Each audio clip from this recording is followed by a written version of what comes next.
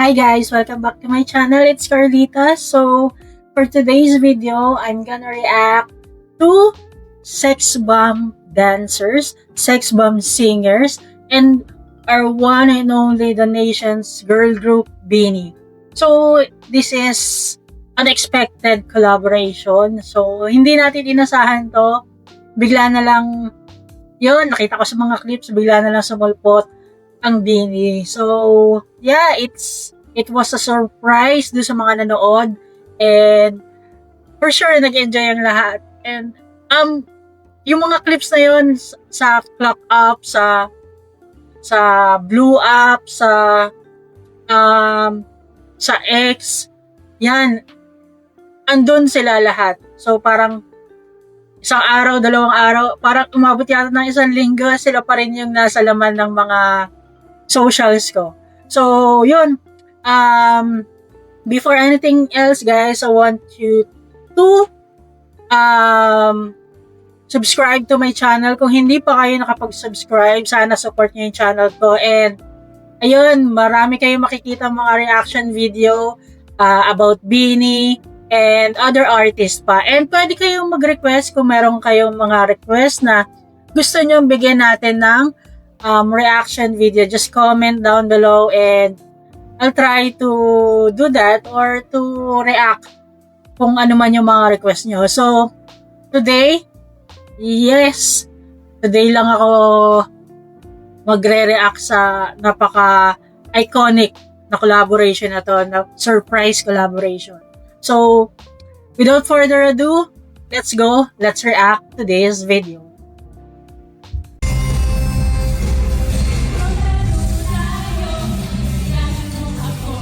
Grabe. Kapangalanan ko Ivy. Yvette. Ivy tuloy. Yvette. Monique. Jopay. Rochelle. Wait. Mia. Tama ba si Mia ba yun? So, nakalima na ako. Ito na lang dalawa. Ay, hindi. Isa na lang. Itong nasa gilid. Sino kaya siya? Nakalimutan ko yung pangalan.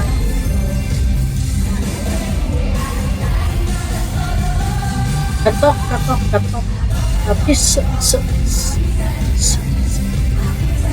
Alam niyo ba guys, nung sumikat yung sex bomb talaga. Parang I was high school kasi natatandaan ko, meron akong mga classmates or schoolmates na kabatch ko na every mayroong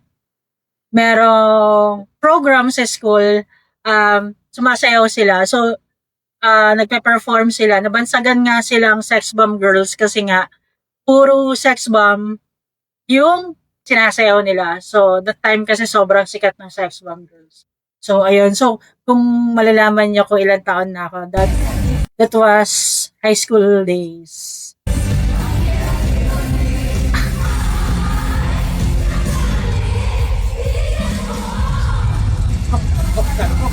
Happy, saya na!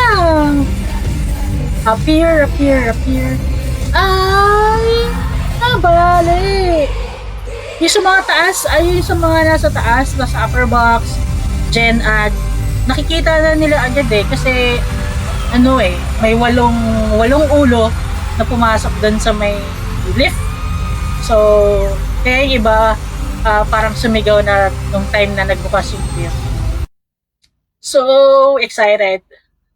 Grabe din talaga yung sikat ng sex bomb. And to think na nag-comeback concert sila, ang dami talagang nagsipaglabasan ng mga pinalaki ng sex bomb. And I'm happy kasi isa yan sa mga isa yan sa mga pinagmamalaki natin Noong mga times na sikat yung mga novelty songs, yan sila.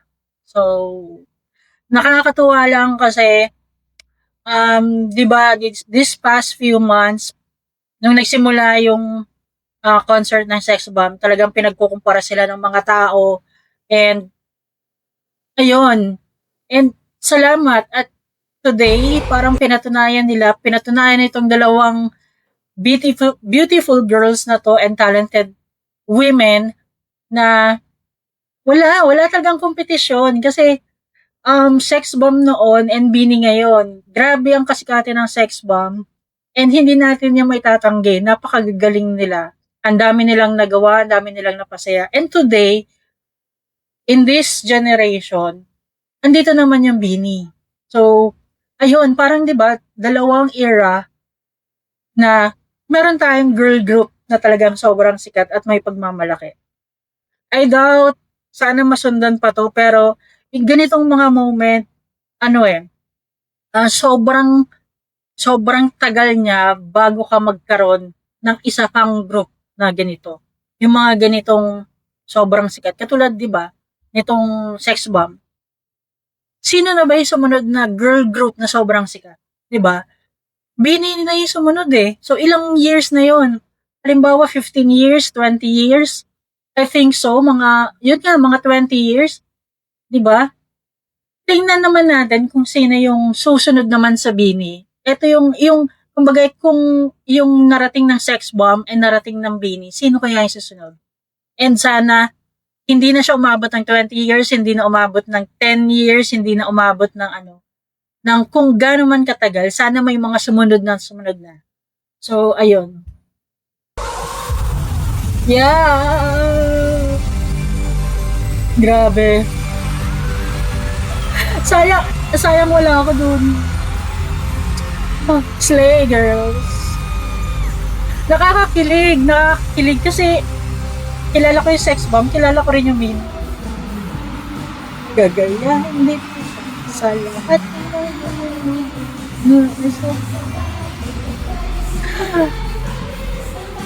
Hanggang sa ikay mangalan.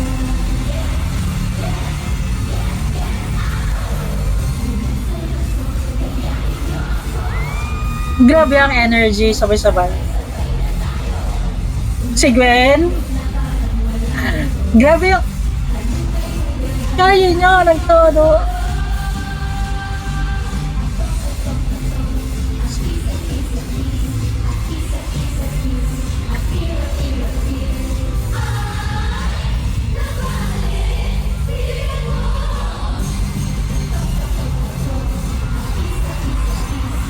Oh, naligaw ko si Mika.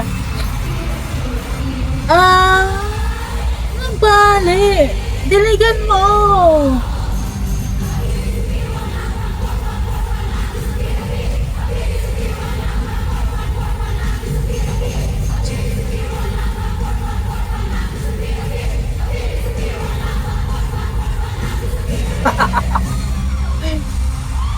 Yes!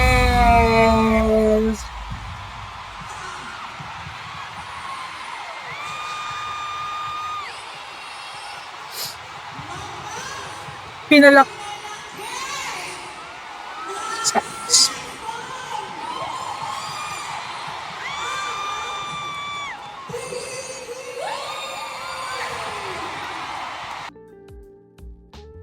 Buti na lang talaga nag-decide sila na mag-concert kahit papano. And to think na kung nakita niyo yung interview ni Rochelle, to think na walang sumugal, walang gusto mag-produce ng show. Risky talaga siya and ang tapang ng mga girls, Sex Bomb girls na yung mga naglabas ng pera para dito. Kasi hindi nila alam kung may bibili ba ng ticket kasi nga syempre hindi na nila generation 2 'di ba? Matatanda na or umedad na tayo para maghalukay ube, spaghetti pababa, 'di ba? Mga ganyan. So pero grabe, proud ako dito sa mga Sex Bomb girls kasi nag-take sila ng risk. And nakita niyo naman yung result ngayon. Grabe, round 6 7 and 8, parang ganon. Tama ba? 7 and 8, parang round 3, round 4, round 5 pala. Sorry. Anyway, i-correct nyo na lang ako sa comment section kung mali ako. And yun, and nakita nyo ba guys na yung Sex Bomb Girls ngayon ay invited sa Aurora Music Festival. Ibig sabihin, magpe-perform sila doon. Another stage, another performance. So, di ba, kung hindi sila nag-risk, hindi sila ulit magkakaroon ng chance na mag-perform sa iba't ibang stage. So, sometimes talaga kailangan mo mag-risk kahit matalo ka, manalo, at least na try mo. Skip muna natin